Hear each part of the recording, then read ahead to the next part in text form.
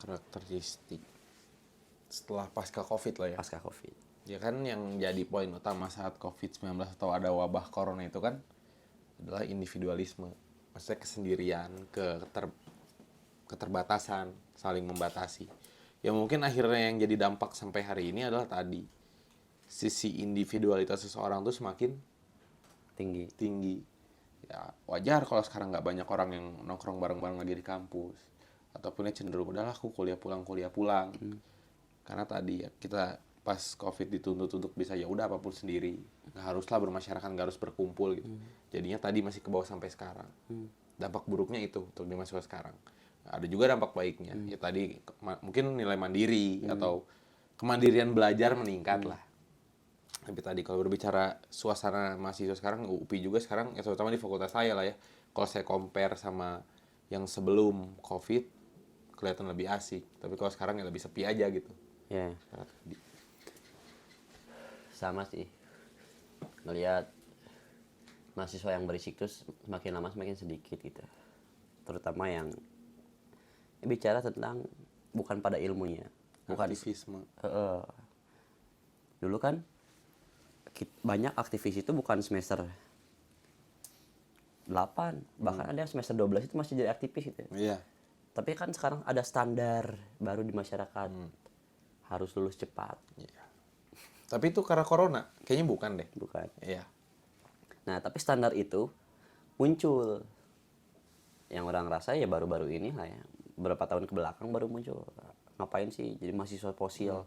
Orang baru ngedengar ada kata mahasiswa fosil dan lain-lain. Iya. Seakan-akan harus lulus cepat gitu. Dan orang berpikir ketika orang lulus cepat dan gak dapat apa-apa, apakah harus orang cepat? Apakah harus tetap cepat gitu. Harus tetap cepat lulus gitu. Karena sampai hari ini orang masih kurang gitu. Ya di sisi lain pembenaran lah ya. Tapi di sisi lain memang benar. Orang masih pengen belajar banyak sih. Gitu. Secara mentalitas ya benar tadi individualis lebih mementingkan nilai akademiknya daripada membuat suatu dialektika, ruang-ruang dialektis di koridor-koridor kampus, sudut-sudut kampus, taman-taman kampus, ataupun ya minimal di kafe. Di kafe itu bukan ngegosip gitu, tapi bagaimana kita di kafetaria misalkan di kantin-kantin tuh bicara tentang ideologi kan keren juga ya. Kita di kantin berdasarkan buku ini gitu. Ini nggak kayak gini gitu. Tapi kata dosen gitu. Berarti jadi yang tadi jadi masalah adalah ini ya, apa? Pergeseran budaya. Orientasi ataupun ya jadi akhirnya ada budaya baru yaitu ya Mas Omar harus cepat lulus. Kenapa bisa begitu ya kira-kira? Karena modernisasi kah? Ya karena percepatan itu bagi orangnya. Ya percepatan. Tapi kan tadi pernyataan Mas Chow tadi, kalau harus dipercepat tapi kalau nggak dapat apa-apa mending lama dong, benar nggak sih? Nah itu. Tapi kan yang tadi orang bilang ada standar sosial, namanya standar harus. Nah kenapa standar sosial ini bisa terbentuk? Ya itulah ada sesuatu. Orang masih ingat kata Bidyogi itu Yogi, Master Yogi. Iya. Banyak lah itu. Banyak sebutannya. Dia bilang gini, kan lulus cepat atau tidak itu tolak ukurnya berbeda, sifatnya subjektif. Setiap orang tuh bebas untuk mendefinisikan ataupun memberi tolak ukurnya masing-masing. Bagi orang misalkan lulus 10 semester itu udah cepat, gitu kan?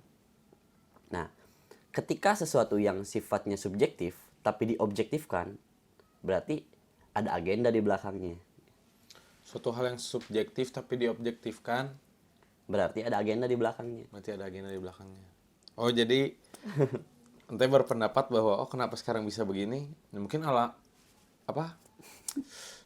permainan elitis ya, itu.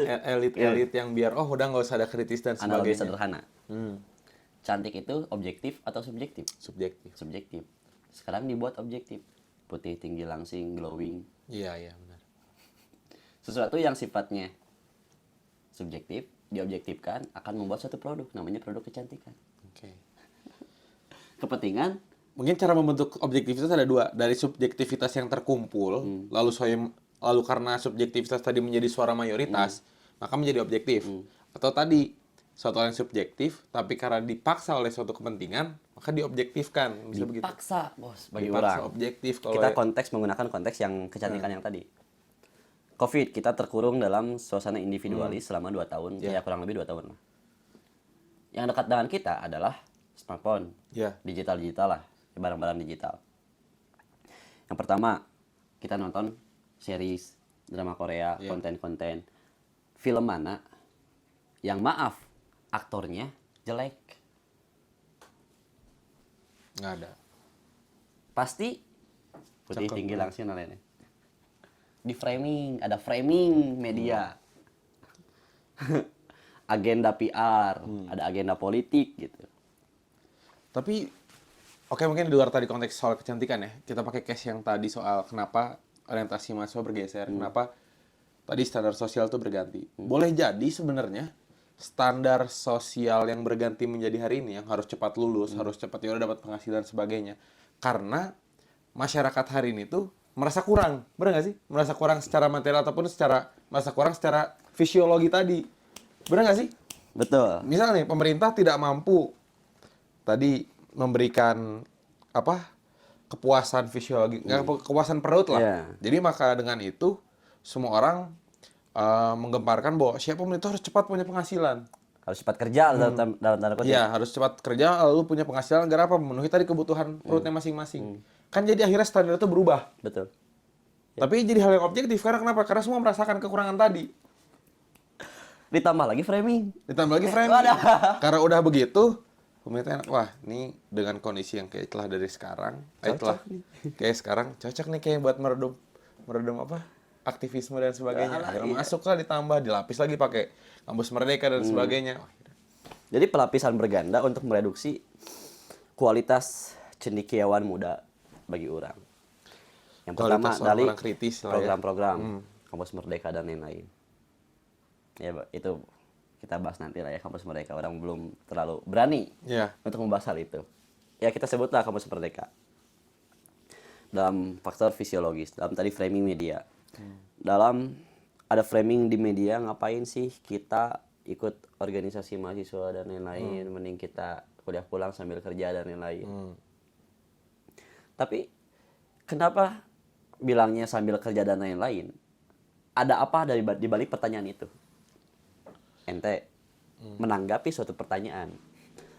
Mending kita kuliah sambil kerja daripada kita kuliah sambil ikut organisasi mahasiswa. Dari pertanyaan itu berarti apa? Orang tersebut merasakan apa? Merasakan kekurangan? Iya, kekurangan tadi untuk mengisi kebutuhan hidupnya lah ya, terutama perut mungkin. Karena Kalau kita udah beres dalam permasalahan perut misalkan. ngapain kerja? Bikin organisasi, cari ilmu yang lain, bener nggak sih? Berarti semua ini adalah salah Runtah. Ya memang karena tadi tidak mampu memenuhi pemerintah yang tidak mampu memenuhi segala kebutuhan masyarakat tadi, makanya tadi wajar. Akhirnya wajar ya, resiko daripada masyarakat yang kurang adalah dia mencari. Akhirnya tadi ya standar sosial bergeser.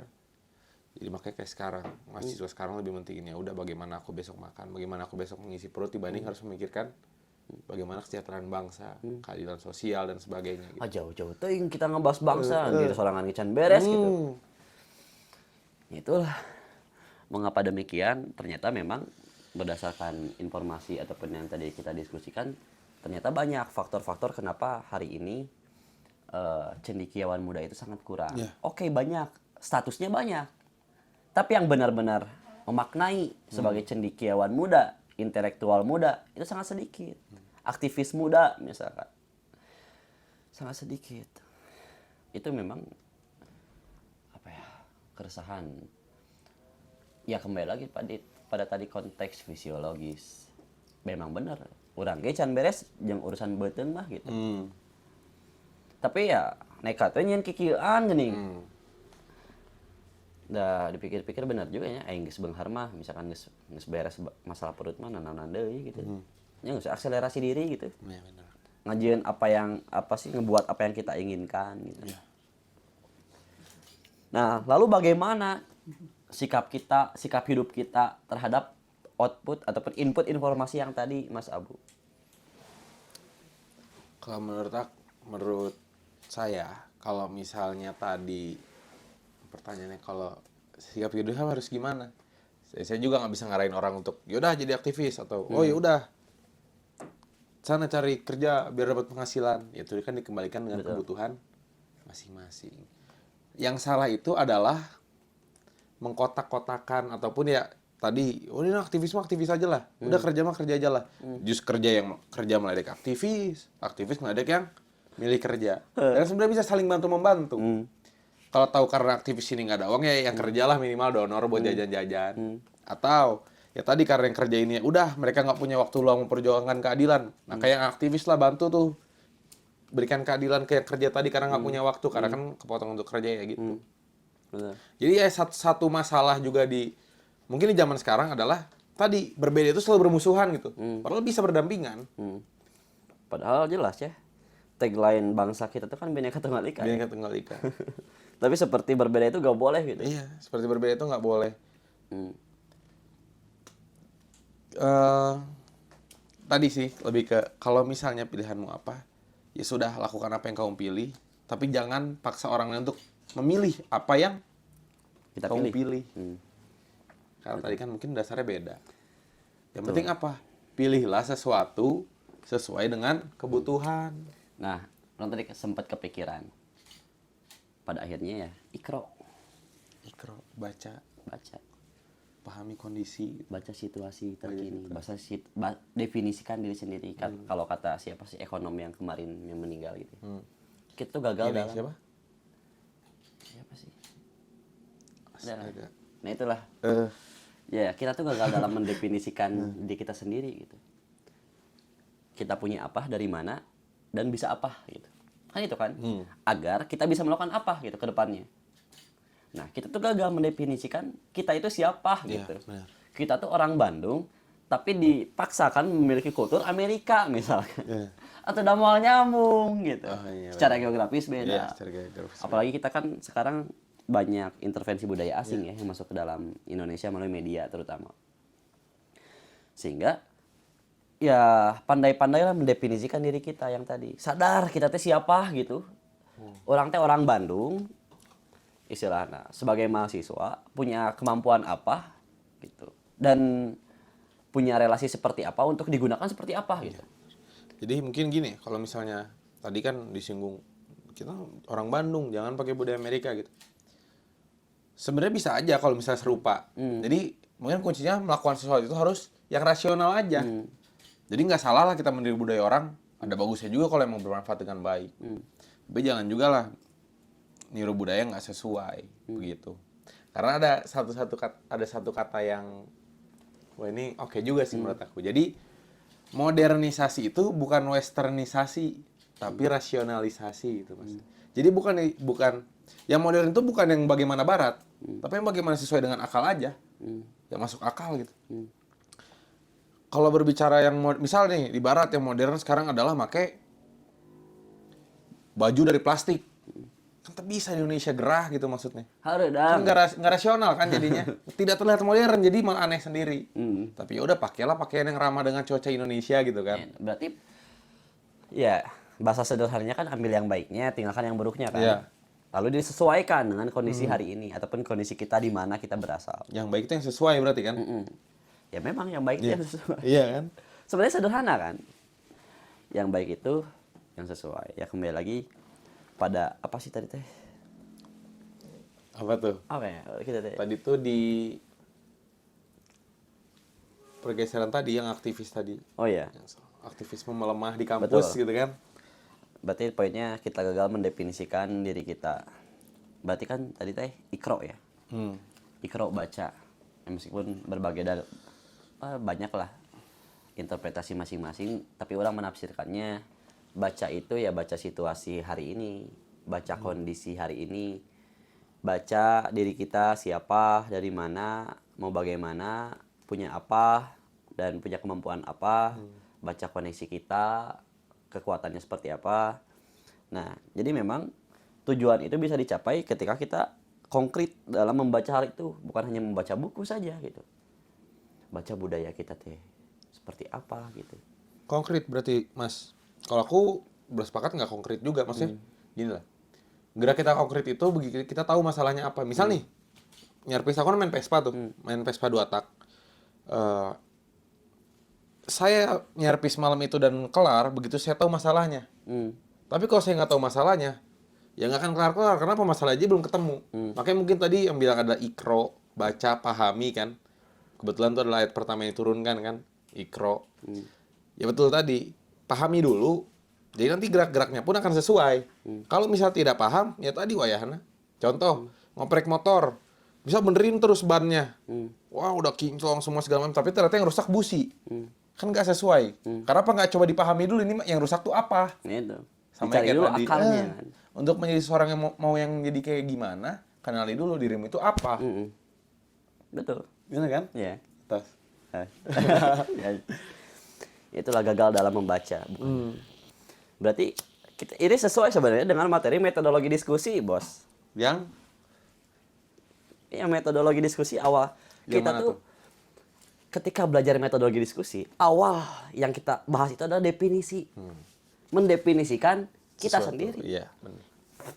Buku terdiri dari berbagai macam bab. Bab terdiri dari berbagai macam poin. Poin terdiri dari berbagai macam paragraf. Paragraf dari kalimat. Kalimat dari beberapa kata. Kata mengandung makna, arti, dan lain-lain. Sehingga kita tuh tidak mungkin bisa mendefinisikan ataupun memahami utuh buku tersebut ketika kita gagal dalam memahami Katanya. definisi dari kata-katanya. Ya sama hal yang tadi lah. Kita terlalu jauh untuk membahas bab buku ataupun kehidupan kita, tapi kita gagal mendefinisikan diri kita sendiri gitu. Ya, pada akhirnya kita bakal ngalor ngidul gitu kemana-mana kan. Di metodologi diskusi itu dijelaskan kalau kita gagal untuk memulai suatu diskusi kita tuh harus sepakat dalam definisi kan. Kita membahas suatu apa ya namanya, contoh tisu lah, kita kan harus sepakat dulu tisu itu apa. Tisu yang kayak gini gitu ya. Misalkan tisu itu alat untuk membersihkan apa, ataupun tisu itu untuk bahan bakar ketika camping misalnya. Kan bisa jadi gitu. Bisa jadi, cuma kan ternyata ya di satu framing kan menurut tadi disamakan dulu definisinya. Disamakan dulu definisinya. Karena bisa jadi kalau misalnya berbicara orang, mungkin contoh dari Mas Co adalah Kang ini. Tapi kalau misalnya saya mendefinisikan orang, oh ternyata teteh yang itu, kan beda tuh. Beda. Jadi percuma rek diskusi sampai kemana juga, kalau definisinya belum sama. Yang ada malah ini ngomong gambarin apa, ini ngomong gambarin apa gitu. Betul. Gitu. Sehingga ternyata ya yang tadi almarhum dari siapa? Gimana? Ya, yang seorang ekonomi itu. F dah depannya, astagfirullahaladzim lupa. Itulah ya. Kita memang harus banyak belajar lagi. Iya, harus banyak belajar lagi, betul. Ya memang kita gagal dalam mendefinisikan bangsa kita tuh siapa gitu. Sehingga dalam Pancasila itu banyak ideologi. Faisal Basri. Oh. Almarhum baru kayak almarhum Faisal Basri. Meskipun orang kenal beliau ya di penghujung hayatnya lah. Gitu. Jadi terpikir, menurut ente ya, hidup yang bermakna itu seperti apa gitu? Padahal belum jam 2 subuh gitu. Tapi udah ngomongin hidup yang bermakna. Hidup yang bermakna adalah jika kita bisa memaknai hidup kita. Nah, itu definisinya gagal itu. Gagal, karena apa? Berulang. Pengulangan kata. Menurut ente emang hidup yang bermakna yang kayak gimana? Sesuai dengan Al-Quran. Hidup mulia. Ketika kita mematokkan hidup kita bermanfaat. Kan manfaat ini kalau dalam metodologi diskusi itu opsional ya. Bisa dipilih, bisa enggak. Karena subjektif bermanfaat itu. Matinya seorang pencuri di desa tersebut bisa jadi bermanfaat untuk menurunkan tingkat kriminalitas pencurian di desa tersebut. Berarti kematian seseorang bisa dianggap bermanfaat. Sehingga ya memang subjektif gitu. Nah, berarti nih, makna hidup menurut saya adalah menjalankan sesuatu yang benar. Dengan tolak ukur. Dengan tolak ukur, kebenaran logika. Okay. Maksudnya logika ya benar, kesesuaian antara ide dan realita. Yang sesuai aja. Tadi kan ngejek kesesuaian juga kan. Proporsional pada porsinya, sesuai pada porsinya dan lain sebagainya. Ya, nyambung juga tadi akhirnya definisikan lagi ke bawah tadi. Kadang membunuh orang tuh bisa bermanfaat. Kadang juga enggak. Nah sekarang pilihannya mau jadi bermanfaat apa enggak. Kadang kita boleh jadi orang yang enggak bermanfaat dulu. Kalau itu ternyata yang benar. Contoh lagi ujian, ngasih jawaban bermanfaat. Oke, tapi salah. Karena apa? Kita lagi ujian. Benar nggak sih? Betul. Kita hidup yang bermakna adalah hidup yang Tapi nggak ngasih jawaban sesuai ke dengan teman ketika ujian. kebenaran. Iya. Adalah pelit. Nah, itu salah orang ngomong begitu. Karena kan namanya juga lagi ujian. Benar nggak sih? Ya tapi tetap disebut pelit kan? Iya. Itu mah kemarin baru dakananya itu mah mana yang pelit gitu. Tahu. Relevan gak sih kita ikut organisasi mahasiswa hari ini? Kalau saya sendiri bilang relevan karena pengalaman hidup saya sampai dengan hari ini banyak didapat dari organisasi mahasiswa. Satu-satunya ataupun hal yang paling ente ingat, Mas Abu ingat ketika menjalani dinamika keorganisasian di kampus ataupun di luar kampus yang paling nyentuh gitu. Sebenarnya mungkin perlu diperjelas dulu ya. Dalam dunia organisasi, saya ini cenderung jarang, maksudnya berkutat dalam hal-hal yang berbau teknis. Jadi mungkin ada orang yang bilang kalau misalnya pengalaman besar dari kehidupan di organisasinya adalah dia menjalankan program yang kuantitas masanya itu ada 100.000 orang. Tapi sayangnya ukuran saya bukan tadi di soal teknis, tapi lebih ke dari organisasi mahasiswa tadi. Sedikit banyaknya saya sudah bisa menentukan pilihan hidup saya seperti apa. Begitu. Berarti pengalaman Salah ente satu itu dan lain salah satunya bisa apa ya? Ente itu bisa Akhirnya bisa menentukan pilihan menimbang hidup, benar bisa menentukan pilihan. Contoh karena orang begini dan terus terjadi hal yang bagaimana, kayaknya orang nggak begitu lagi deh. Kan jadi banyak menentukan sikap hidup orang ataupun banyak ya membentuk apa yang akhirnya menjadi pilihan hidup orang di depan hari gitu. Itu sih yang paling berkesan soal kehidupan organisasi mahasiswa bagi diri orang. Tapi orang juga nggak saya juga akhirnya nggak bilang bahwa ya udah orang yang ikut organisasi mahasiswa tapi di bidang teknis juga nggak salah juga, nggak juga. Setiap orang punya pilihan. Proporsional. Proporsional.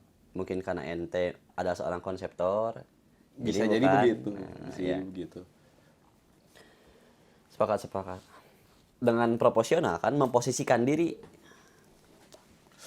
tentang memposisikan diri kan. Berarti ya kembali lagi tadi kita tuh harus mengenal dulu diri kita sendiri Iya, betul. untuk bisa memposisikan diri kepada sesuatu yang sesuai dengan apa yang kita bisa gitu. Iya, benar. Berarti ya jangan sampai gagal para penonton teh untuk mendefinisikan diri kita sendiri. Seperti itu. Kenali dirimu.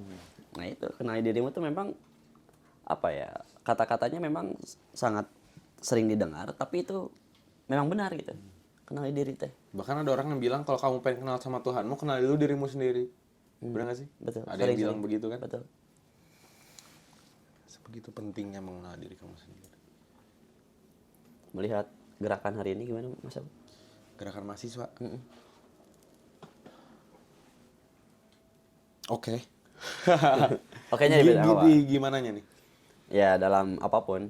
Oke. Dalam bagaimana mahasiswa hari ini bergerak lah. Oke. Mungkin berbicara bagusnya, alhamdulillah sampai dengan hari ini masih ada mahasiswa yang mau bergerak. Karena jujur merawat gerakan itu adalah suatu hal yang sulit. Sulit banget. Berpuluh-puluh tahun gerakan mahasiswa mulai dari pertama kali adanya gerakan mahasiswa sampai dengan hari ini yang terus dirawat ada dan ada. Itu jadi satu poin plus. Karena merawat hal tersebut tuh lumayan susah. Ya, mungkin sedikit kritiknya adalah ya kadang mahasiswa ini kadang milih-milih juga mau gerak tuh di yang mana gitu. Bener nggak sih? Itu aja sih kritiknya. Contoh ya bergerak dalam isu populis tapi tidak bergerak dalam isu-isu kecil padahal itu dirasakan dengan hebat oleh masyarakat tertentu. Sekitar, ya. Tapi karena kalau kita ngaksin ini kayaknya kita kurang gimana gitu. Jadi gitu. Harusnya nggak pandang bulu sekiranya ada ketidakadilan sikat harusnya begitu kan? Kebanyakan menunggu momentum lah ya. Cuman tadi ada plus minusnya, ada apresiasinya, ada juga evaluasinya. Betul.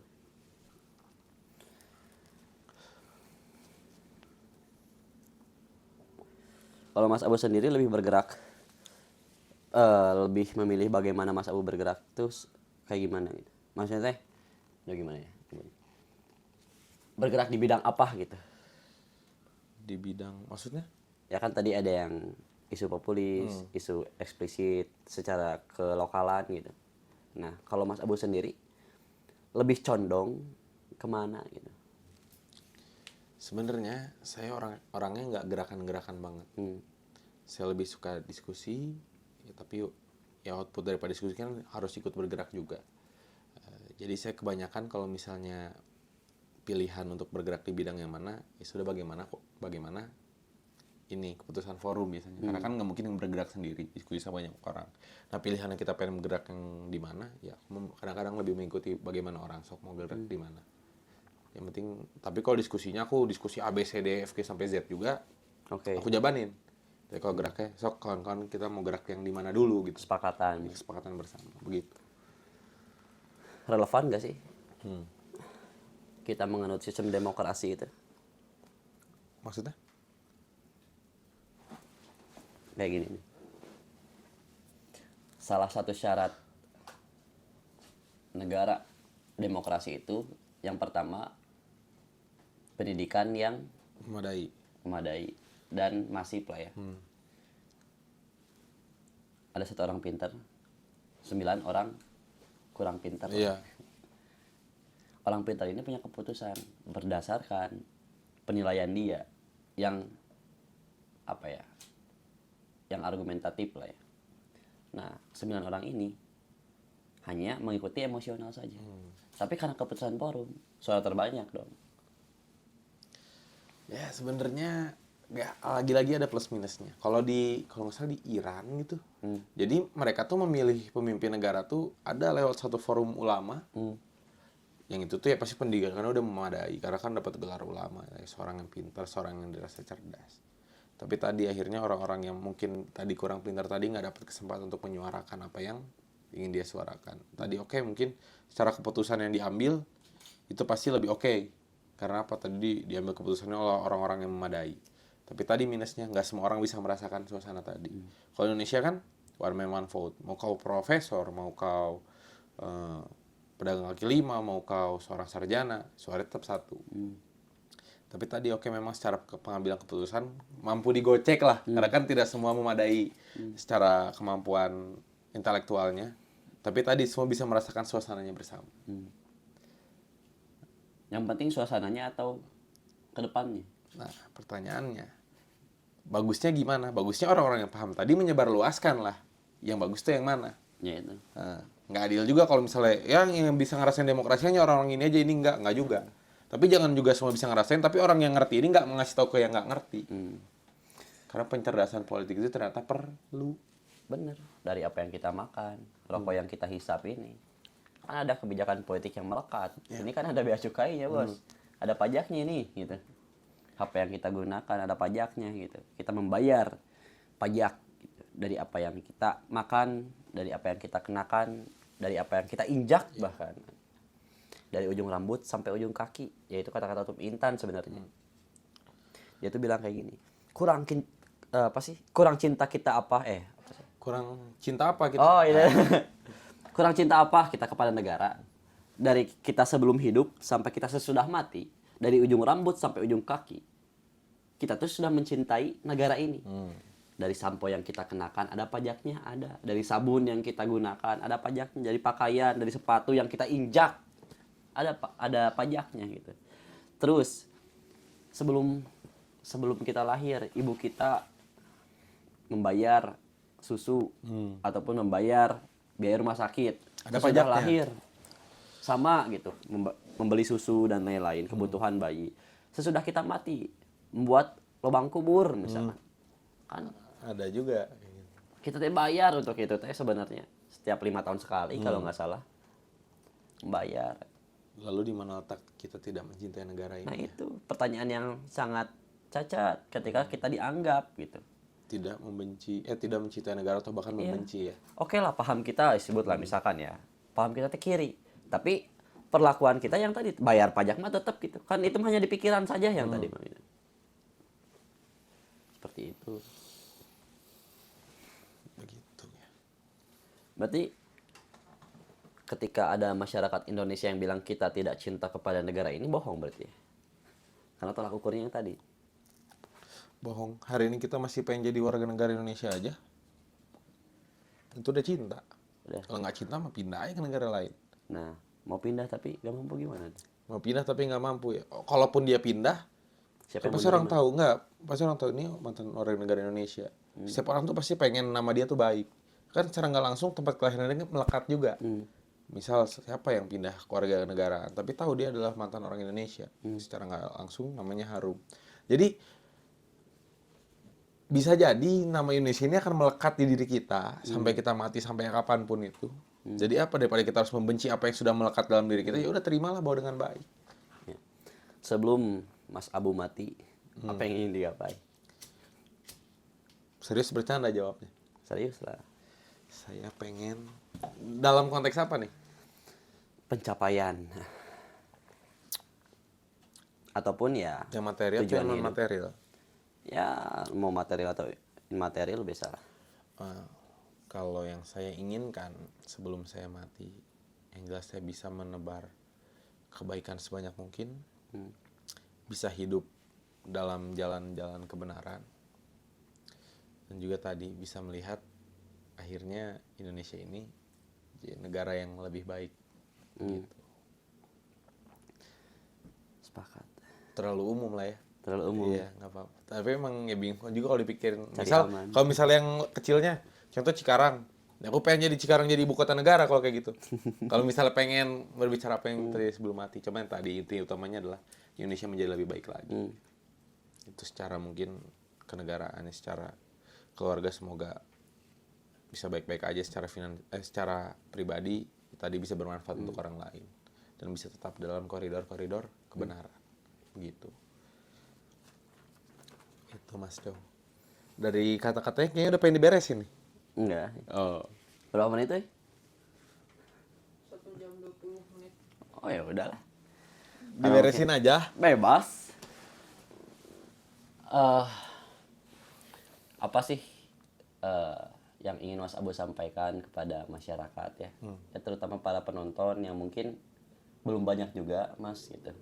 Masih beberapa orang saja yang menonton konten ini. Apa sih yang ingin Mas Abu sampaikan kepada orang-orang yang menonton? Oke. Mungkin yang pengen saya sampaikan kepada para penonton ataupun ya kawan-kawan yang ada di luar sana, kenali diri kalian masing-masing, kenali diri kita masing-masing, lalu selalu pikirkan dalam setiap tindakan yang kita lakukan. Tetap dalam koridor kebenaran, karena melakukan sesuatu yang benar akan selalu mendapatkan dampak yang baik begitu. Dan jangan lelah dalam jalan-jalan kebenaran, itu sih intinya. Ya. Closing statement berarti. Kutipan. Bahasa simpelnya berimanlah, mungkin bahasa agamanya gitu ya. Beriman, Tetap jadi berilmu. orang yang beriman. Berilmu, Beriman dengan ilmu, beramal. dan jangan lupa diamalkan. Nah, betul. Gitu kan. Kalau bahasa HMI-nya kan. Betul, betul.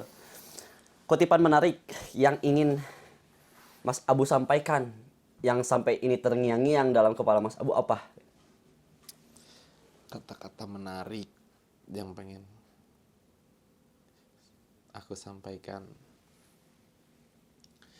adalah, sebentar mikir, ada lumayan banyak. Kalau aku pribadi ya, buat aku pribadi, berpikir atau kafir sih. Oke, berpikir atau kafir. Iya. Karena jika tidak berpikir, ya secara langsung kita menutup semuanya, ya udah jalankan sesuatu tanpa ketidaktahuan. Ya berkemungkinan kafir.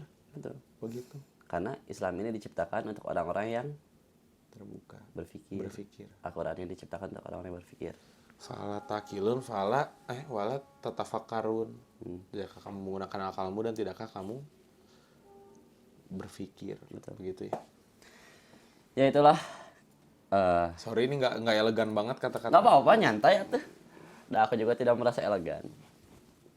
Ya mungkin itulah sesi bersama Mas Abu.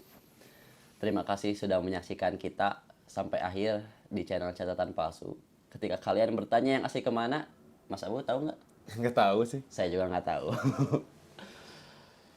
Akhir kata, jangan lupakan setiap orang adalah guru, setiap tempat adalah kelas. Sampai jumpa. Dadah.